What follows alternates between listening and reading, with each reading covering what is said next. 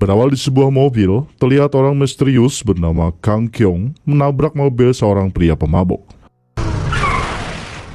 Orang itu keluar dan memotret mobil Kang Kyong.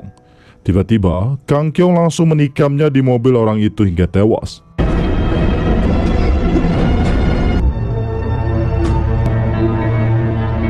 Esok harinya, jalan raya terlihat macet. Polisi bernama Tae-suk bersama rekannya mendengar berita tentang pembunuhan tersebut. Karena kesal, Tae-suk mematikan radio dan sirena polisi. Di depan kasino, ia melihat beberapa penjaga. Tae-suk pergi dan memasuki kasino tersebut untuk menangkap orang di kasino itu. 형님, 길도 막히고 깡패 가시오고 뭘로 개인가 그렇지. 꼭 가세요. 네. Di sisi lain, terlihat ketua gangster bernama Dong-so sedang berlatih. Kemudian tangan kanannya yang bernama Oh Seong memberitahu kalau Tae-suk datang kembali.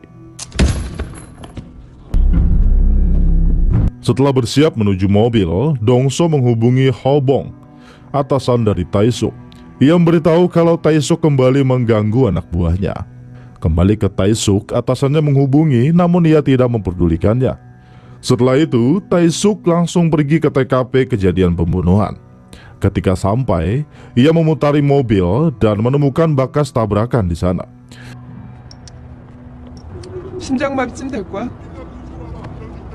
Ia memanggil rekannya bernama Xiao Jin dan menunjukkan bekas tabrakan tersebut. Mereka menyimpulkan tabrakan itu yang menyebabkan pembunuhan. Berpindah ke Dong-so dan rekan bisnisnya bernama Sang-do. Mereka sedang membicarakan tentang keserakahan Sang-do yang berusaha mengambil alih dari sebagian bisnis Dong-so. Sang-do terlihat santai seolah tak melakukan kesalahan. Oh Seong yang kesal langsung memaki Sang-do dan Sang-do langsung menyiramnya. Dong-so berdiri dan memukul Oh Seong, kemudian mencabut gigi anak buah Sang-do dan menyuruh Sang-do meminum anggur dengan rendaman gigi tersebut. Sedangkan di ruang rapat, Ho Bong menyimpulkan kalau ini adalah kasus perampokan dan pembunuhan. Di sini Tae-suk tidak terima. Dia memperlihatkan kasus yang sama persis dengan pembunuhan tersebut. Menggunakan pisau dengan ukuran yang sama, ia mengatakan ini adalah pembunuhan berantai. Namun, ketua Ho Bong tidak mempercayainya dan memarahi Tae-suk di sana. Karena kesal, Tae-suk langsung keluar dari ruangan tersebut. Berpindah ke Dong-so, ia memberitahu Oh Seong kalau ia ingin menyetir sendiri. Dan saat di jalan, tiba-tiba Kang Kyong menabrak mobilnya dari belakang. Dong-so keluar dan mengatakan kalau ia tidak mempermasalahkannya. Dan tiba-tiba Kang Kyong menusuknya dari belakang. Terjadi pertarungan di sana hingga Dong-so menerima beberapa tusukan, sedangkan Kang Kyong mendapat satu tusukan di dekat bahu, namun ia berhasil kabur.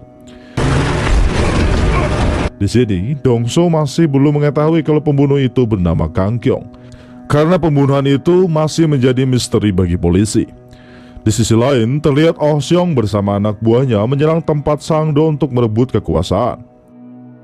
Berpindah ke Kang Kyong, saat berhasil kabur, ia menjahit lukanya sendiri karena ditusuk Dong-so. Dan kembali ke Dong-so, ia berhasil selamat dari beberapa tusukan setelah dioperasi. Dan di sebuah tempat penampungan anjing, Kang Kyong kembali melakukan pembunuhan. Ia membunuh penjaga di sana. Esok harinya di rumah sakit, Oh Seong meyakini kalau yang menyerang Dong-so adalah Sang-do. Dan Dong-so mengatakan itu bukan Sang-do dan orangnya. Tiba-tiba Tae-suk datang. Ia meminta keterangan tentang penyerangan tersebut. Dong-so tidak memberitahunya karena ia berniat menemukannya sendiri. Lanjut, Tae-suk mencari jejak lain di mobil Dong-so.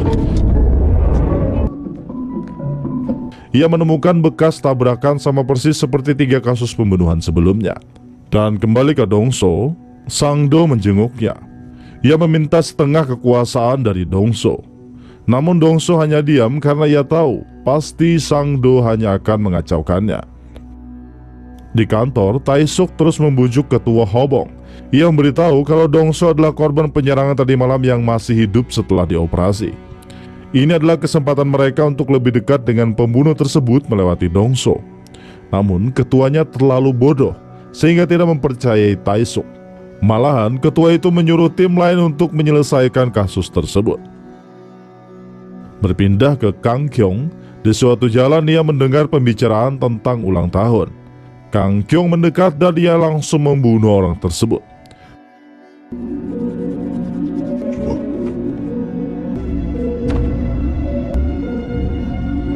Sedangkan Dong So, ia sudah mendapat sketsa gambar Kang Kyong. Berpindah kembali ke Kang Kyong. Setelah melakukan pembunuhan, ia membawa mobil truk. Namun tanpa sengaja pisaunya terjatuh di jalan.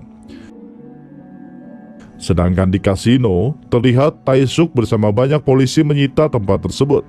Lanjut, Tae-suk menemui Dong So dan memberitahu kalau yang menyerangmu adalah pembunuh berantai. Ia bukan psikopat biasa hingga berani menyerang ketua gangster sepertimu. Tae-suk membutuhkan informasi agar ia bisa mengadili pembunuh tersebut. Dong So mengatakan itu tidak sepadan dengan apa yang pembunuh berantai itu lakukan. Berpindah ke Sangdo, ia memasukkan beberapa pembangunan besar ke daftar hitam agar tidak dilanjutkan. Mendengar hal itu, Oh Seong memberitahu Dong So kalau Sangdo telah mengacaukan semuanya hingga membuat kerugian besar. Kemudian Oh Seong memberitahu tentang penemuan mobil pembunuh. Oh Seong memberikan pisau pembunuh yang ditemukannya, dan Dong So menyadari kalau ini benar-benar pembunuh berantai tersebut. Dong So langsung menghubungi Tae-suk dan memberitahu tentang informasi yang dia dapat. Saat di rumah, Dong So mengatakan ia akan membunuh pelaku jika menemukannya. Ia memberikan kunci mobil pelaku ke Tae-suk untuk mencari jejak. Di sana mereka bersepakat untuk bergabung. Namun jika Tae-suk menemukannya, ia hanya akan menangkapnya. Tapi jika Dong So yang menemukannya, ia berhak membunuhnya. Lanjut, Dong So memberikan sketsa wajah pelaku dan Tae-suk menyetujuinya. Di sini, Dong So memutar rekaman sebagai bukti kontrak mereka. Karena kesal, Tae-suk menghancurkannya. Namun, CCTV di ruangan itu juga merekam semuanya. Kini, Tae-suk menyusun rencana bersama dua rekannya. Begitu juga dengan Dong So, mereka hanya memanfaatkan satu sama lain untuk menangkap pelaku. Lanjut, Tae-suk dan dua temannya mendatangi gedung mesin milik Dong So. Karena mobil pelaku disimpan di sana, mereka mencari jejak apapun yang bisa ditemukan di mobil tersebut. Sedangkan Dong So menyuruh Oh Seong membunuh Sangdo lebih dulu menggunakan pisau milik pembunuh berantai tersebut. Dan malam harinya saat Sangdo tidur, Oh Seong langsung membunuhnya menggunakan pisau itu. Esok harinya, Tae-suk mengagetkan Seo-jin hingga Seo-jin membantingnya. Setelah itu, Tae-suk memberikan beberapa bukti seperti bekas darah dan rambut untuk diperiksa.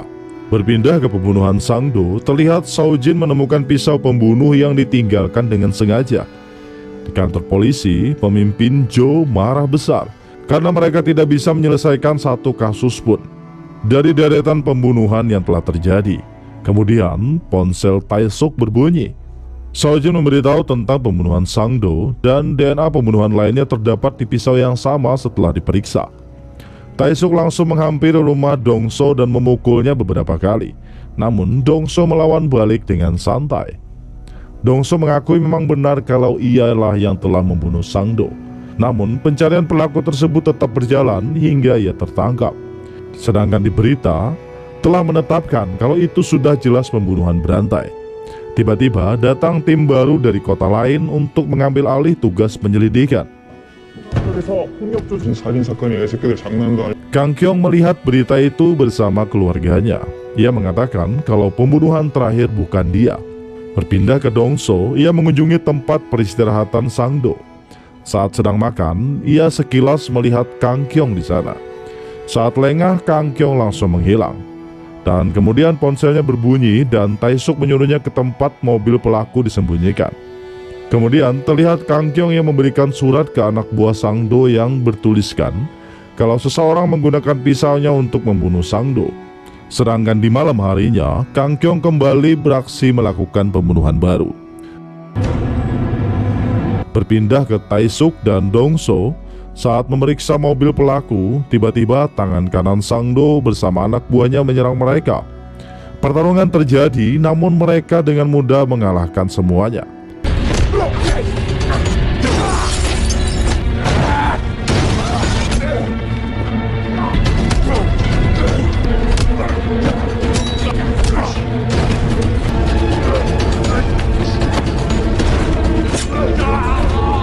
Di akhir pertarungan, tanpa sengaja Taesuk membunuh tangan kanan Sang Do. Di sana, Dongso menyuruh Taesuk pergi karena ia yang akan membereskan semuanya. Kembali ke Kang Kyung, ia pergi membawa mobil orang yang telah dibunuhnya agar kasus itu disebut perampokan. Sedangkan Dongso, ia dan anak buahnya mengubur semua anak buah Sang Do untuk menghilangkan jejak. Esok harinya, ketua melihat muka Taesuk babak belur. Ketua memberikannya kasus baru karena kasus pembunuhan sudah diambil alih. Dengan marah, Taesuk mengatakan, dari awal ia sudah mengatakan kalau itu adalah kasus pembunuhan berantai. Jika ketuanya tidak bodoh dan percaya, kasus itu tidak akan diambil alih polisi lain. Lanjut, Taesuk bersama dua temannya menghampiri istri korban pembunuhan Kang Kyung. Wanita itu menghubungi Kang Kyung, menawarkan uang tebusan untuk suaminya. Kang Kyung mengajaknya bertemu di sebuah tempat makan. Kemudian wanita itu memasuki kedai dan penjaga kedai mengambil tasnya. Sedangkan Taesuk bersembunyi di atas gedung sambil mengawasi. Dan tiba-tiba ia melihat Kang Kyung sedang mengawasinya. Taesuk memberitahu dua temannya sambil mengejar Kang Kyung. Namun Kang Kyung berhasil kabur.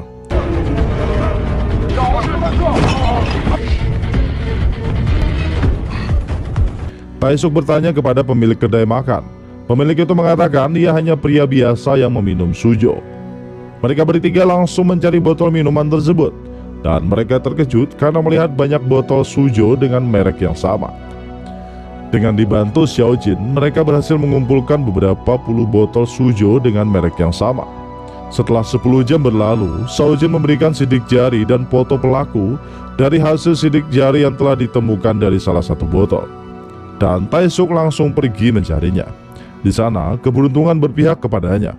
Taesuk berhasil mengidentifikasi pelaku sebenarnya dengan foto yang ada di rumahnya. Taesuk memberikan sebuah nomor dan menyuruh temannya untuk melacaknya. Kembali ke Dongso, saat sedang asik makan, salah satu rekannya terus mengoceh tidak jelas. Karena kesal, Dongso memukulinya hingga pingsan. Tiba-tiba ponselnya berbunyi. Taesuk memberitahu kalau ia mengirimkan foto dan suara pelaku. Ketika mendengarnya, Dongso meyakini kalau itu adalah suara pelaku pembunuhan. Saat di kantor, ketua tim penyidik memberitahu kalau nama pelaku adalah Kang Kyung.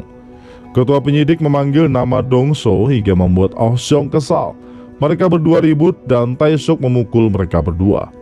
Taesuk memberitahu kita semua adalah tim, jadi harus bekerja sama untuk menemukan Kang Kyung. Jangan membuat keributan yang tidak jelas. Lanjut, mereka semua berangkat untuk mencari Kang Kyung di setiap pelosok kota. Namun, masih belum menemukannya. 해서 각자 하고 보라실 노래방 같은 Berpindah ke Dongso, saat di jalan ia melihat anak sekolah yang basah karena hujan. Ia memberikan payungnya. Tiba-tiba Taesuk datang dan mengatakan kalau Dongso adalah gangster. Namun anak sekolah itu mengatakan Taesuk lebih mirip gangster daripada Dongso. Dongso hanya tertawa mendengarnya, dan anak sekolah itu langsung menaiki bus. Tanpa mereka ketahui, Kang Kyung berada di bus tersebut. Malam harinya, saat Taesuk, Dongso, dan yang lainnya sedang makan bersama, tiba-tiba Dongso melihat berita pembunuhan baru. Dan yang terbunuh itu adalah anak sekolah yang telah ia berikan payung. Dengan segera, mereka semua langsung berangkat mencari Kang Kyung. Setelah lama mencari tidak menemukannya, Ah Seong memberitahu untuk mengirim 3 orang saja, karena Kang Kyung sudah mengetahui kalau ia sedang diburu. Di sana, Taesuk bersiap dengan mobilnya. Begitu juga Dongso, mereka bersiap di mobilnya. Saat melihat Kang Kyung lewat, ia menyadari sedang diawasi. Kang Kyung langsung tancap gas dengan mobilnya.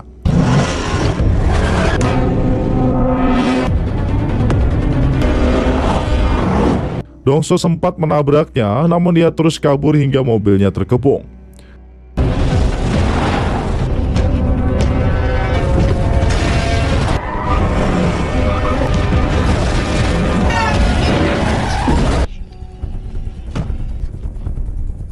Namun, Kang Kyung terus kabur dengan berlari. Mereka bertiga mengejar hingga akhirnya Oh Seong terbunuh ketika melawan Kang Kyung. Dengan kesal, Dong So mengejarnya hingga ke tempat hiburan.